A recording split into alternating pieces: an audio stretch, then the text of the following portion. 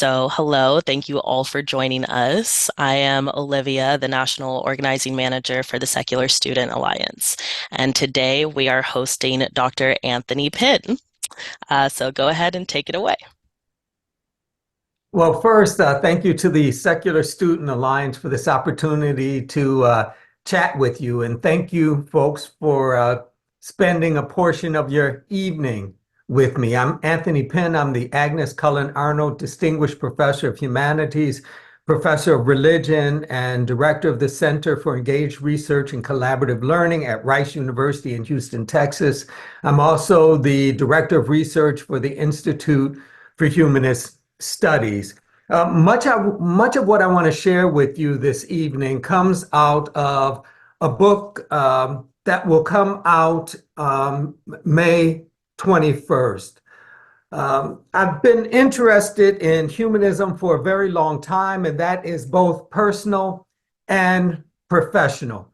I want to share a bit of my biography because I think social context is extremely important. Social context shapes what we say, what we think, how we interact. And so it's only fair that I provide you with some sense of the social context that informs my understanding of humanism as well as my participation in humanism. Some of you who are with us this evening already know some of this story, so I'll ask for your patience, bear with us. I grew up in Buffalo, New York. My father's side of the family wasn't particularly religious, but my mother's side was. My grandfather was a deacon in the Baptist church, and we spent lots of Sundays in his church. It reached a point, though, where my mother decided that wasn't where she wanted her children to be because she didn't want us to think about what folks had the opportunity to do being so deeply defined by gender categories. Within the Black Baptist Church, there were roles that women could not hold simply because of gender issues. And for my mother, that was not going to be okay. So we started attending a non-denominational church closer to my home in Buffalo. That church with time would become affiliated with the African Methodist Episcopal Church, oldest Black denomination in the United States. But ours was a small church, and so our pastor was also my Sunday school teacher. And on one Sunday, he pulled us into his office, had us sit in a circle, and he asked a question. This question didn't come out of the Bible, it didn't come out of Sunday school materials. He asked, "What do you want to be when you grow up?" And as you might imagine, there were the normal responses: lawyer, doctor, president. When he got to me, I said, preacher. Now, I'm not quite certain why I said preacher, but I said it. And the minister's response was, okay, we start next week. And there were ways in which, for me, childhood was over at that point. I was in the pulpit. I was leading prayers. I was opening the doors of the church. And that is the moment when people are invited to give themselves to Christ. That is the high point, the culminating moment within Black church worship, when folks are invited to give themselves to Christ. I was in charge of that. And I went through the process. And by the time I left for college, I was a deacon in the African Methodist Episcopal Church. I could marry, bury, and baptize folks. I was on my way to ordain ministry that would allow for full participation in the life of the church. I was in New York City. I was an undergrad at Columbia, and I was working at a church in Brooklyn, New York. And I went to New York as a kind of evangelical Christian, committed to bringing Columbia University to the Lord. I was going to save folks for the Lord. And I'm working in Brooklyn. This is during a period, the early 1980s, when crack cocaine was gaining a foothold in New York and was transforming life in tragic ways. And I'm seeing this, and I'm frustrated in that what I had been trained to think theologically, what I understood as a minister of the gospel, gave folks nothing that helped to transform the ways in which they touched the world and were touched by the world. The consequences of death-dealing circumstances weren't adequately addressed through the theology I provided. I'm frustrated.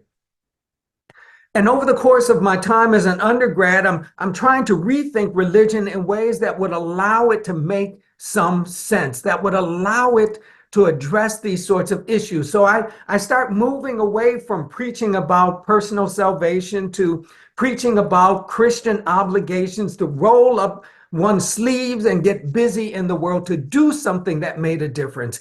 But this was still frustrating. It did not adequately address the kinds of questions that folks were asking.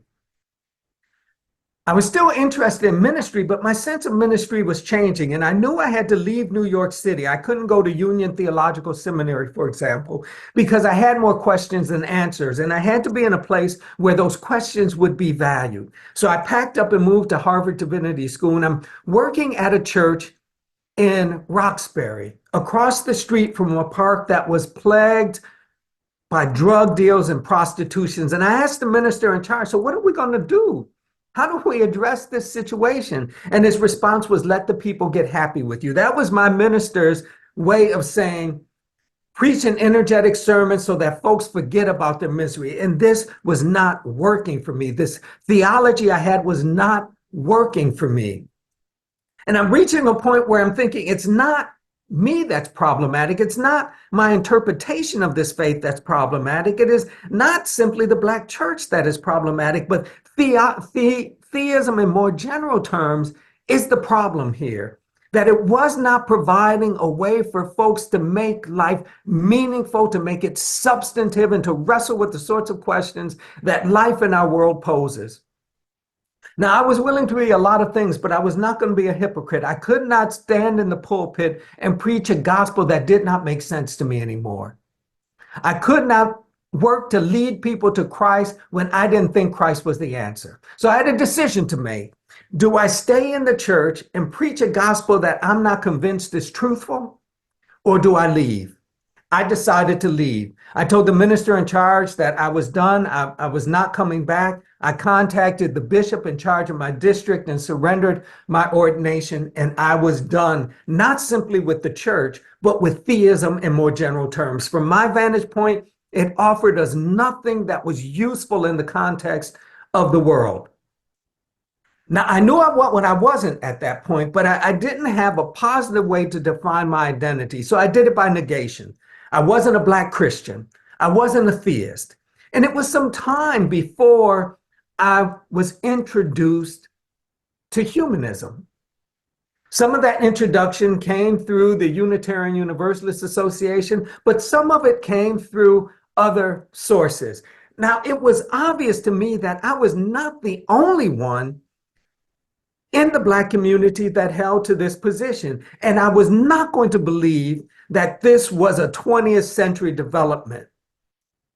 And so I started researching, started exploring, trying to understand how disbelief, or what I would come to understand as humanism, influenced and informed Black life.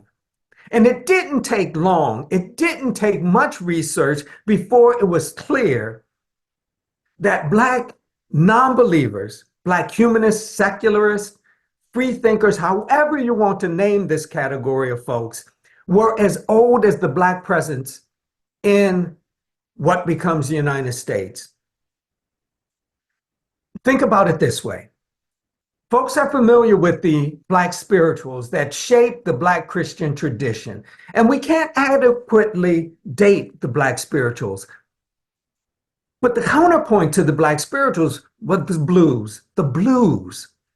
And we can't adequately date the blues. Don't think 1920s race records.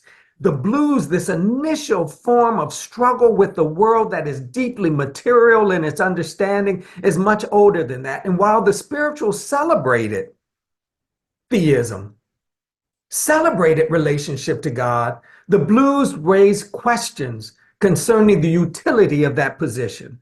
Whereas the spirituals endorsed the Christian life, the blues signified and made light of it. Moving forward, there are other examples.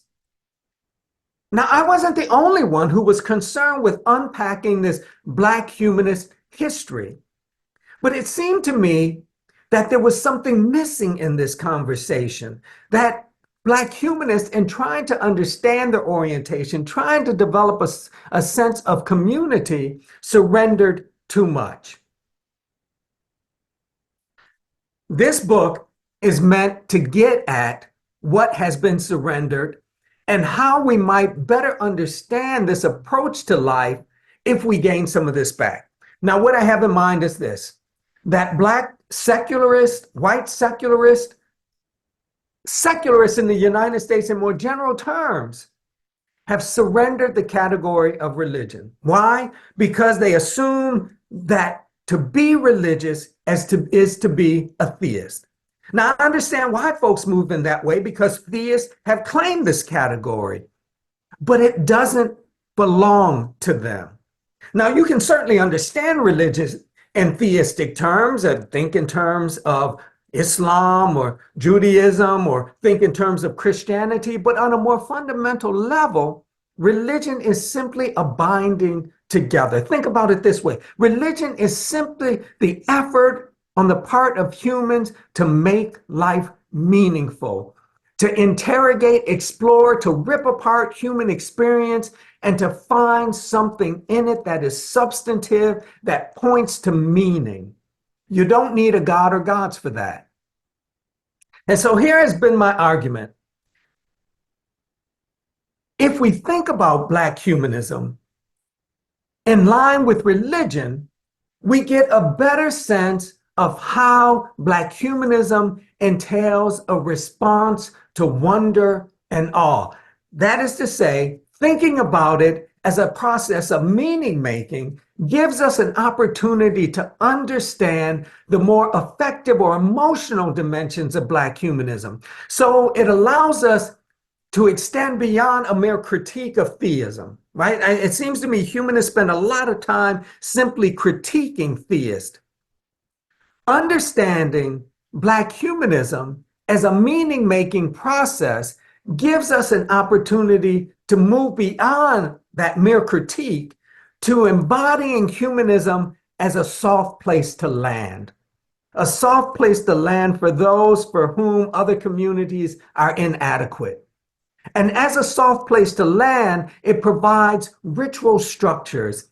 It provides community. It provides opportunities for praxis, for outreach. It provides a different vocabulary and grammar for life that is robust and life affirming.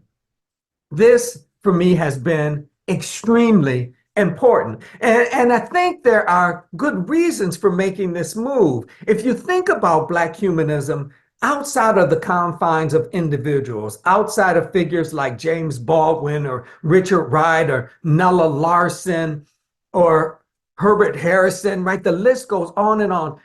Rather than simply thinking in terms of individuals, if we think about the ways in which Black humanists have historically sought opportunities for community, the utility of understanding Black humanism as a meaning-making process becomes more vibrant.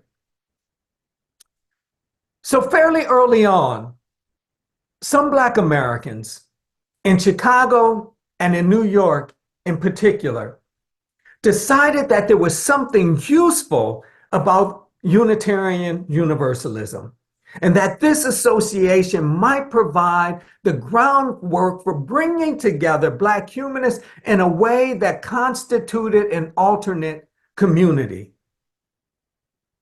Some African Americans have become affiliated with the American Humanist Association. We had a little technical difficulties there, but you're back and Okay, unfrozen, and I can hear you, so you're good to all go. right.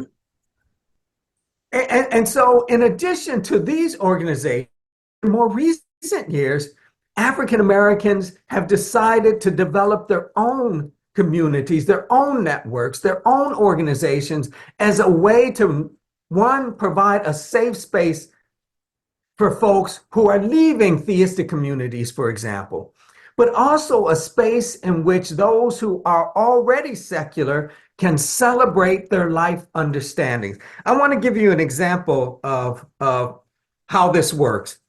And I'm going to appeal to two folks in particular, Candace Gorman and Mandisa Thomas. So I want to read a portion of what I've written in this text. The first decades of the 21st century have witnessed an increase in the number of communities created by and for Black humanists.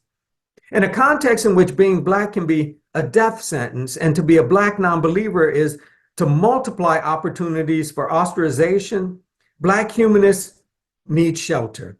Candace Gorman has done a masterful job of pointing out the need for emotional and psychological assistance during troubled times. The effort of many humanists to address issues of loss or pain through reason falls flat. And they are not alone. As Gorman points out, take the death of a loved one as an example, and I'm quoting Gorman. The problem is that grief blinds the mourner with dark, heavy clouds of blackness and blankets them in weighted shrouds of nothingness. Sometimes they need others to see for them. Sometimes they need others to feel for them. Sometimes they need others to think for them. Sometimes they just need others. And that is why the grief support industry thrives. What is lacking from that industry, however, is support for grieving non-theists. Non-theists are starved for support of a non-religious or non-spiritual nature. They are looking for practical advice, just like everyone else. And they also need a special kind of support that makes room for their own particular existential struggle. Gorman calls for engagement that uses humanism to attend to the full range of human need. One such effort to meet these needs is the nonprofit Atlanta-based Black Nonbelievers, organized and led by Mandisa Thomas. The aim of the Black Nonbelievers is clear. It provides an informative, caring, festive, and friendly community and connects with other Blacks and allies who are living free of religion and might otherwise be shunned by family and friends. Instead of accepting dogma, we believe truth and morality are determined through reason and evidence. There are some, as Thomas notes, who fail to recognize the need for a separate organization for Black humanists. You know, what's interesting is that we're still getting the question of why does there have to be a Black non-believers? We have people who are protesting, who object to the Black Lives Matter movement, and they object to the racial justice component of the secular community. I just find it very interesting because with the advent of many well-known atheists and their behavior in the movement, it's high time that women and people of color, those whose voices have been obscured for a while, that our voices are heard more. I think there's still some pushback there, but I just try to keep my focus where it belongs, which is our members and the people who need us, as well as those who are colleagues and work with us and know and are aware of the racial aspect and want to help. This is important. Again, a soft place to land. Think about it this way. To be African American is already to be marginalized. That is even more complicated when you bring into play issues of gender, sexuality, and class, for example. And so there's a reasonable question.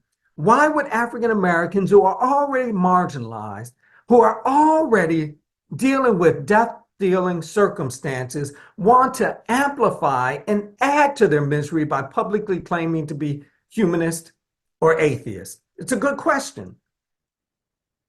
And while more African Americans are claiming that space, what becomes important is a community, a network that allows for the fullness of life, that allows for network, that allows for friendships, that allows for relationships that might be lost based upon their disconnecting from theistic communities. These organizations vital.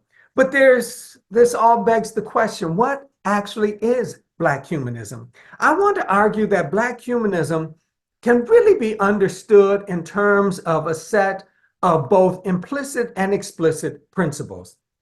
For example, there is at least suspicion concerning the idea of God. And for Black humanists, this suspicion or rejection of the God idea typically revolves around the issue of human suffering. For Black theists, human suffering is wrestled with through what theologians call theodicy, or philosophers the problem of evil. What can you say about God in light of human suffering in the world? And their answer involves a kind of utility for suffering, that God is using this to bring about something better, something good. Now, for Black humanists, there is nothing in the history of African Americans that suggests this sort of advancement. In addition, the idea that a God who had the capacity for different activity would sanction, would endorse the misery of this community just doesn't work.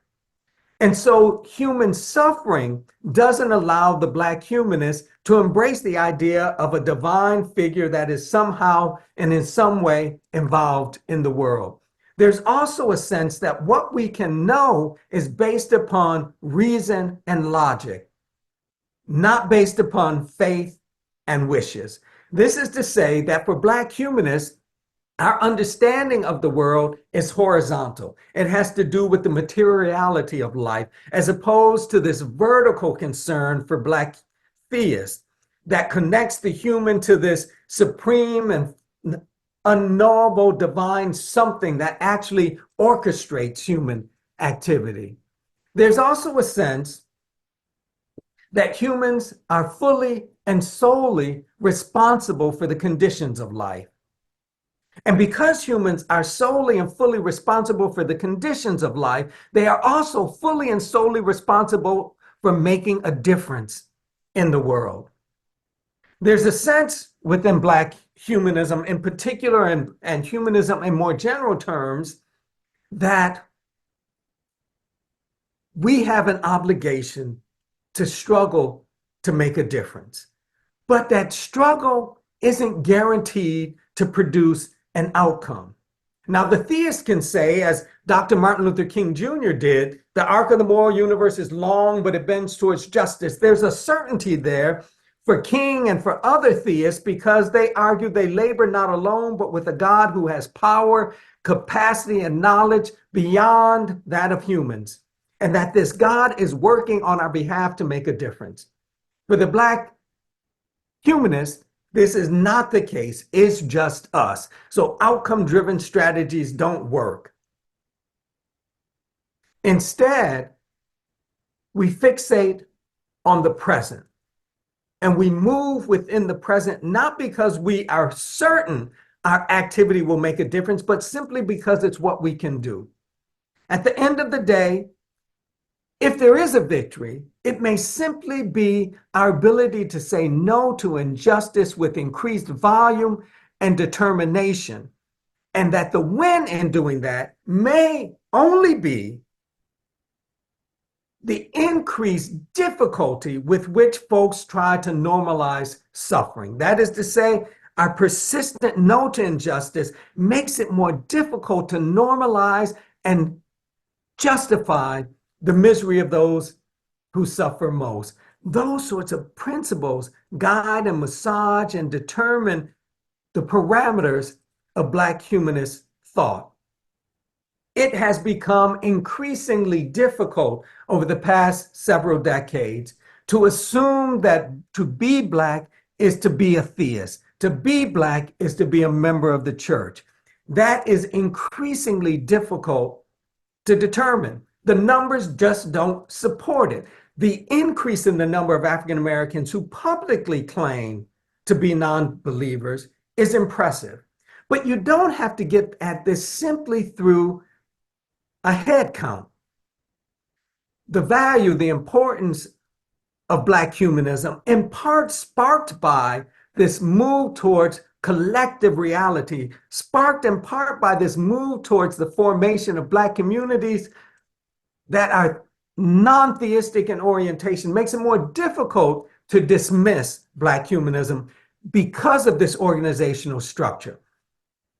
Rather than simply counting heads, it's also important, I think, to recognize the growth in Black humanism through the increased ease with which we talk about Black folks and disbelief.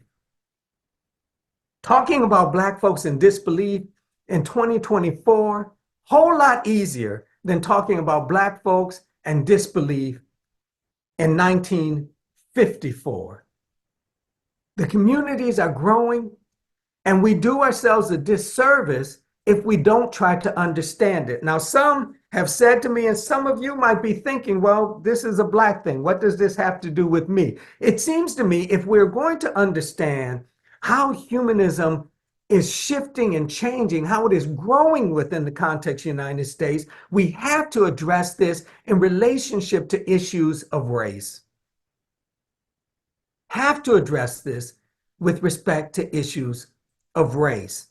To understand the complexity, the layered, the often contradictory way in which humanism develops within the context of the United States, we do ourselves a disservice if we assume that in the context of the United States, humanism is white and Black folks are a new addition. No. Black humanism runs deep, and to really understand what is taking place within the context of the United States in terms of disbelief requires giving some attention to how this operates, how it is coming to life, how it is moving within the context of more marginalized communities. To understand humanism in the context of the United States requires attention to how it operates within the context of communities that have been most marginalized and most disregarded.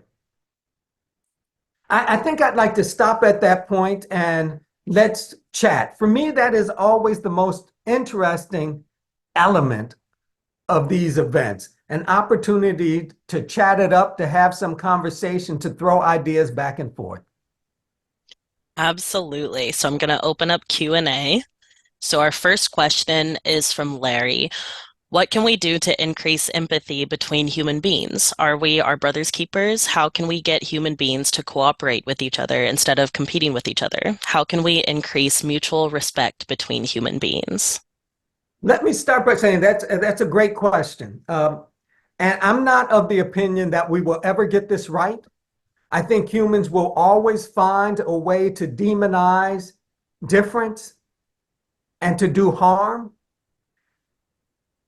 With that said, however, I think one of the things that's extremely important is that we have to encourage conversation, that we have to encourage exchange, and we have to move away from strategies that demand our comfort to a greater appreciation for the productive nature of discomfort. It is at that point of discomfort that we are best able to recognize and challenge our assumptions. It's only through this sort of engaged conversation that pushes beyond our comfort level that we get a better sense of why folks think what they think and why they behave the way they behave. Without that sort of conversation, we can't create narratives that allow us to see the ways in which we share concerns, ideas, perspectives, opinions, and needs.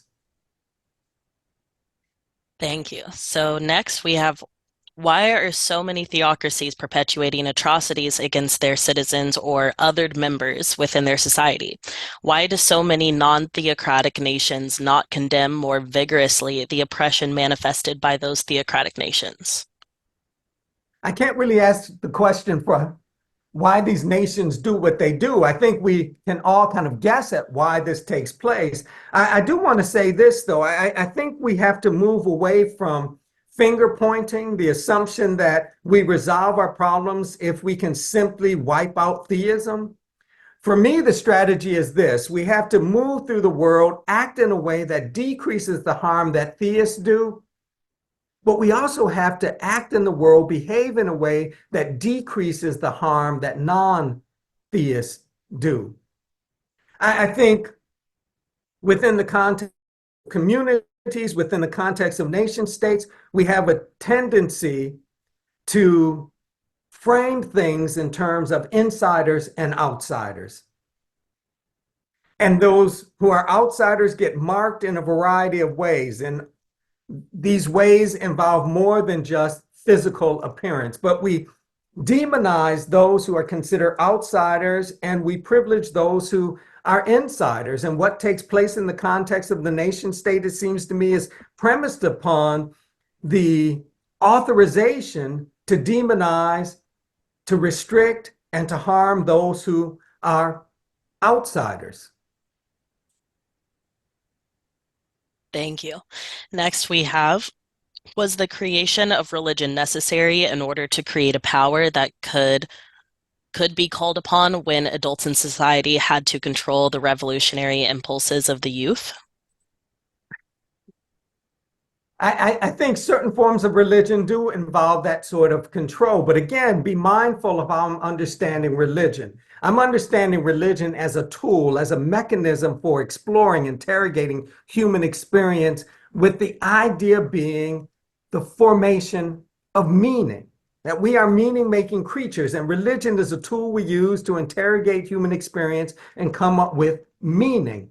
And so I don't think about religion simply in terms of institutions, traditions, doctrines, and creeds. For me, those are a historical manifestation of a larger and more deeper impulse. And this deeper impulse involves this fundamental desire to make life meaningful. And I think it is not simply religion on a theistic level, but also religion on a non-theistic level that uses ideas, concepts, creeds, signs, and symbols as a mechanism of control. I don't think that's just God-believing folks. All right, from Anjan, we have, what on your way of understanding this terrain does Black humanism add to Black non-belief? I'm not quite certain I'm understanding the question. So, on your way to of understanding this terrain, what does Black humanism add to Black non-belief? I, it seems to me that Black humanism is a way of naming Black non-belief.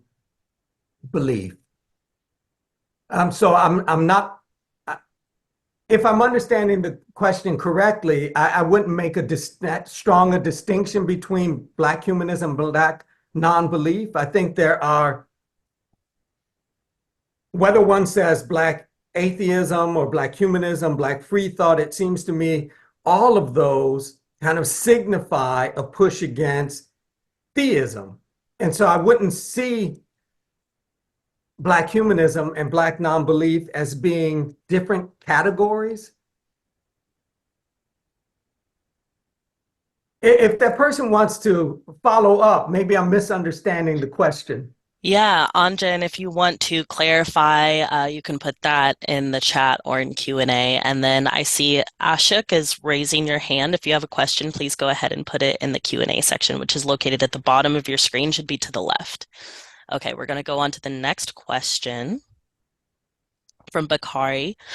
Given the strong and bigoted influence of Christians and other religious forces, how much should we humanists and atheists actively push back and critique the influence of religion? Are we pushing back enough? I think we do need to push against the public presence of theism. I think on the individual level, folks are free to believe, right? That this is constitutionally guaranteed. I'm all right with that. But I'm not okay with theological structures, theological beliefs guiding the public. But I do think that non-believers, humanists, also have to be mindful of the ways in which humanism has participated in injustice, right? It's not just theists within the context of the United States who demonize Black people, right? Who endorsed and advanced anti-Black racism. Non-believers in the United States played a role in this as well. So I think while humanists have an obligation to be critical, to challenge the presence of theological claims as guiding forces in the public arena, humanists also have to be mindful of and correct for the ways in which they have participated in injustice. You don't have to believe in God in order to despise folks who look different. Very true. Thank you. Okay, from Larry. So the statement, God is watching us, is not true. If guilt is a killer, shouldn't humans be freed from condemnation by a fictional God? You know, that question reminds me of a line from a track by Jay-Z. if fear is your only God, getting you out of fear is my only job, right? And so it seems to me, yeah, we're working to dismantle the way in which these myths, these theistic narratives entangle and capture us is extremely important. But I'm also of the mindset that not everyone is going to leave theism. They're just not. So I think part of what needs to take place is humanists have to be more intentional, more mindful of providing a space for those who already claim this orientation, that we've got to be more welcoming to those who claim this orientation. I also think that rather than arguing over theology with theists, because theology shifts and changes, rather than arguing with theists over theological claims, we ought to be involved in the business of transforming life. That is to say, that humanists better make their point concerning the value of humanism through how they behave in the world. How are we working to make this a more just world? That is a much more compelling argument for the value of humanism than a critique of the God idea. Also from Larry, we have what will replace religion as a means of sanctifying a marriage, disposing of dead human remains, ex expiation of guilt, and processing of grief. Well, we've already moved in that direction, right? Think in terms of humanist chaplaincies, right? You've got folks who claim no belief in God, who are providing ritual structures that help folks deal with those significant life transformations without falling back on theistic claims and theistic orientations. This is already in place. Mandisa Thomas, for example, does wedding ceremonies that involve no attention to God ideas. They are strictly secular, strictly humanist in orientation. This stuff already exists. Thank you. So from Rachel, I am a first-year medical student in Kansas, and I'm finding out that religion is deeply entwined in healthcare. How can I foster community and justice as a secular doctor when I graduate and get into practice? One more time, please. I'm a first-year medical student in Kansas, and I'm finding out that religion is deeply entwined in healthcare. How can I foster community and justice as a secular doctor when I graduate and get into practice? I think there are several things that can happen, right? I mean, one is self-presentation, that you do this work and you care, not in spite of the fact that you are secular, but because you are secular. So I think there are ways in which helping folks to understand how you are trying to care for them as a dimension of how you understand yourself as a secular person goes a long way in pushing against some of the stereotypes, pushing against some of the unhelpful assumptions. I think it's also important to find community, find like-minded folks in your area, connect with them, network with them, and they can provide you with on the ground strategies for addressing the issue within the context of your local situation. From Bakari, what do you think about the relationship between humanism and social justice in addressing forms of racism, class, and gender oppression, etc.? From my vantage point, humanism that is not concerned with issues of justice isn't worth very much. It's not worthwhile. That I don't understand how humanists can make the sorts of claims we make and not understand themselves as obligated to do something in the world. Now, I understand why a whole lot of theists don't, because they understand that there is a force greater than any human community that is all about this, that is going to work it out. We don't make that sort of claim. We understand that it's just us. We have an obligation.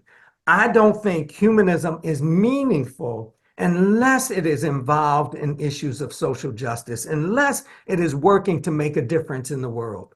We are all we have. Thank you. From Amanda, How can humanist organizations be more inclusive? What can we do practically? I think one, read, right? If there are communities you are particularly interested in, if there are concerns that work for you, I'm having all sorts of computer problems for some reason, and my battery has stopped charging, so I'm going to have to move quickly. I think one thing to do is to learn about the communities of concern. So, for example, if you live in an area where your local organization has the potential to make impact with prospective Black communities, learn something about those communities. Don't ask them to educate you. Do some work.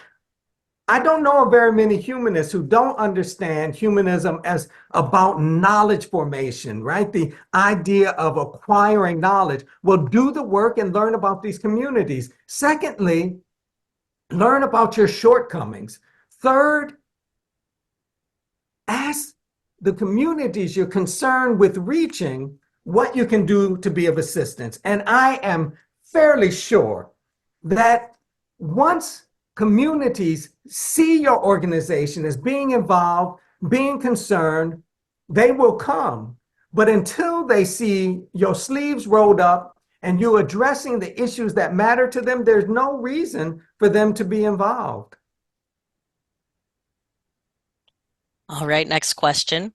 We humanists are very much a minority in this country. As a white person who is an ethical culturist, I'd so welcome being in community with Black humanists. Are you working with people who are working to bring humanist communities together? Thank you.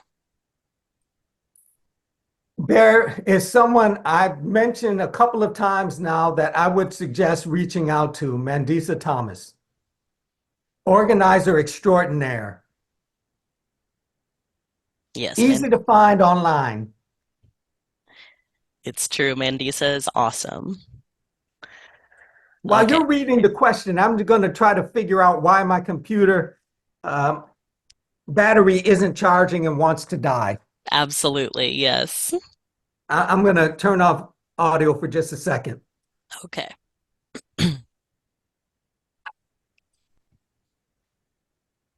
We've got lots of questions in here, which is awesome. Thank you guys for remembering your questions, writing them down. This is great.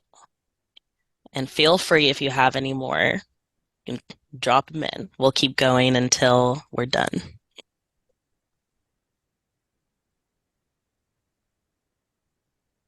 I'm still here, still trying to figure this out. No worries. But I'm pretty good at multitasking. So if you give me the question, I'll answer. Okay, so our next question is from Jim. Why did Blacks historically embrace the religion of their former slaveholders? I get that question quite often, and I think we have to be mindful of the complexities of Black religion, that we cannot make an adequate argument that Christianity only pacified Blacks and come up with a good way to understand Denmark V.C. Gabriel Prosser and Nat Turner, or Harriet Tubman, or Ida B. Wells, or Martin Luther King Jr. There are certainly ways in which Christian faith was used to render Black folks docile, but there are also ways in which Black folks use the Christian faith to work against this system. Again, that's how you explain a Nat Turner or Martin Luther King Jr. or Harriet Tubman, that the ability to utilize this faith in a way that worked against the system. So I think some Black folks accepted Christianity early on because it alleviated some of the worst conditions they encountered. Others embraced it because they believed what white folks told them. Yet others embraced it for pragmatic reasons, that it offered them tools that they could then reshape and use to go about attempting to secure their freedom. One of my favorite church figures is Bishop Henry McNeil Turner. He was a bishop in the African Methodist Episcopal Church. Radical figure, deeply Christian, but in 1895 in Atlanta, Georgia, he argued that God is a Negro. Now, this minister is the same one who argued that the U.S. flag is a dirty rag until the United States does right by Black people. Passive, falling for the okie doke, participating in his own oppression. He argued the U.S. flag is a dirty rag until white folks do right by Black people, right? So again, there's a complexity here in terms of how Christianity has functioned within Black communities. It has often gotten the issue of race right, but it has seldom addressed issues of gender and sexuality in ways that were life affirming.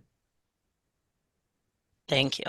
From Douglas, with the increasing adverse effects of climate change on humanity's basic needs for survival, do we have a responsibility to be overtly humanist in the face of predictable reactions of the general population to threats to our resources? Can humanism thrive or survive in the face of this? And humans can't survive in the face of this, right? I mean, it seems to me, regardless of one's particular philosophical orientation, there is a deep demand that we be involved, that we address these issues. Life in more general terms is dependent upon it. Yes. Okay, we've got two questions from Gene. They're both short, so I'm going to combine them. He wants to know the difference between humanism and non-believers slash nuns, and also wants to know if humanists are part of nuns.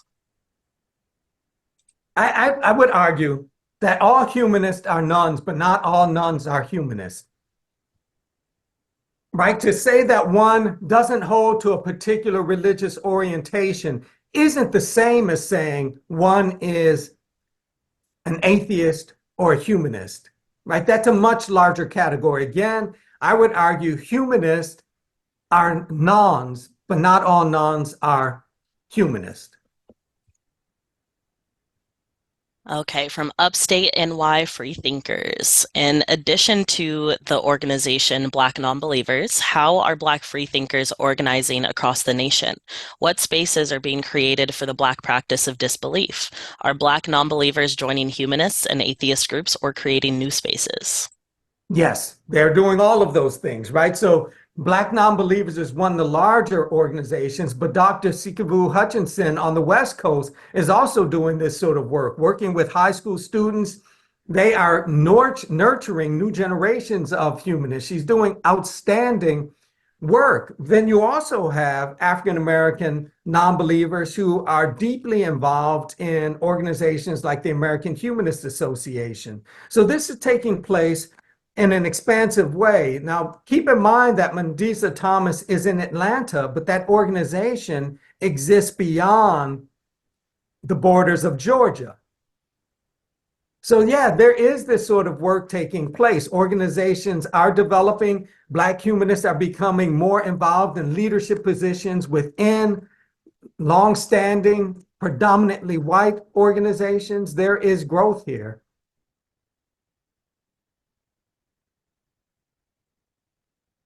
Thank you. Next question is from Ashok. The slave traders went to Africa with a gun in one hand and a Bible in the other hand. I always wonder why African Americans worship the same book which helped to enslave them. Is it the need to hold on to something, or is it Stockholm Syndrome?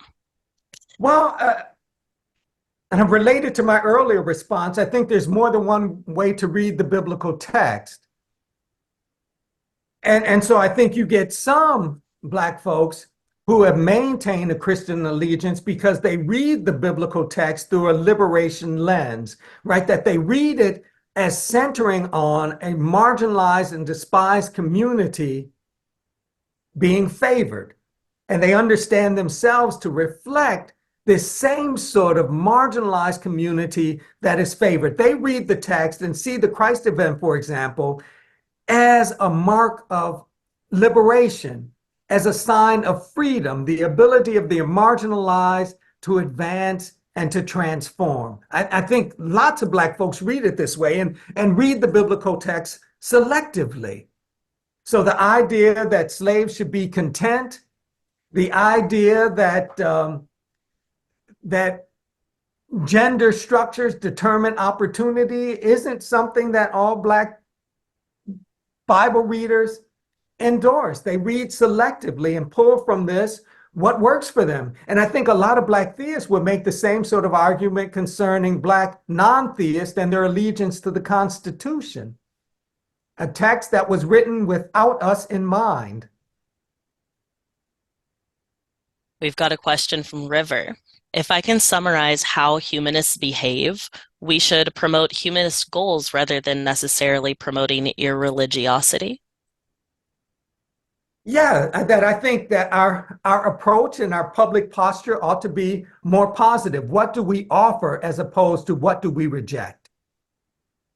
So what's the value of a humanist orientation? What does it offer? Right? What are the ways in which it's life affirming as opposed to simply being about the business of disregarding and dismantling religion? What do we offer in positive terms?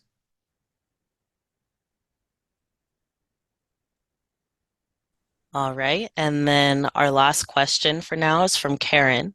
How do you feel about collaborating with religious organizations, for example, Interfaith Alliance, when we humanist positions on issues align with theirs in an advocacy setting? I think it's absolutely necessary. There's nothing about the history of the United States that suggests to me one particular orientation alone will win this.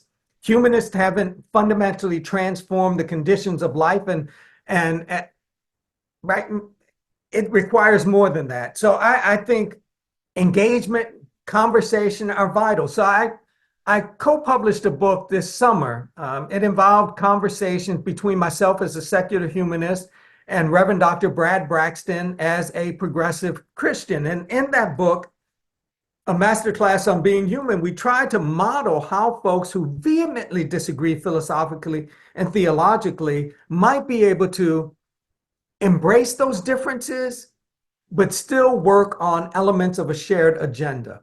That despite our theological differences, we both understand that anti-Black racism, for example, not okay, got to be tackled, got to be addressed. The question becomes, how do we do that in a way that doesn't simply involve us arguing over whether God exists or not? But it requires conversation. And I think, again, that this will necessitate the ability to work on a shared agenda, not despite our differences, but in a way that is mindful and respectful of those differences. Thank you. Would you mind showing your book again for the audience? Here we go, The Black Practice of Disbelief. And it drops May 21st. And where will we be able to find it? Wherever you buy your books. Awesome. All right. That was amazing. Thank you all for your very good questions. And thank you, most of all, to Dr. Anthony Pinn, who has done an incredible job with, I'm sure, stimulating our minds and our hearts with all of this incredible introspective information.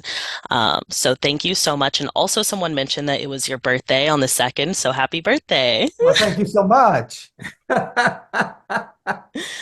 Absolutely. All right. Anything else you would like to add before we say goodbye? No, just thank you all. You have made my day. Amazing. You all have made my day as well. So thank you to everyone. Again, this recording will be available on our YouTube channel, Secular Student Alliance, here pretty soon, probably about a week or two. So keep checking back and send me an email if you would like. If you would like me to send it to you directly, I can do that. But yeah, thank you all so much and have a wonderful rest of your day.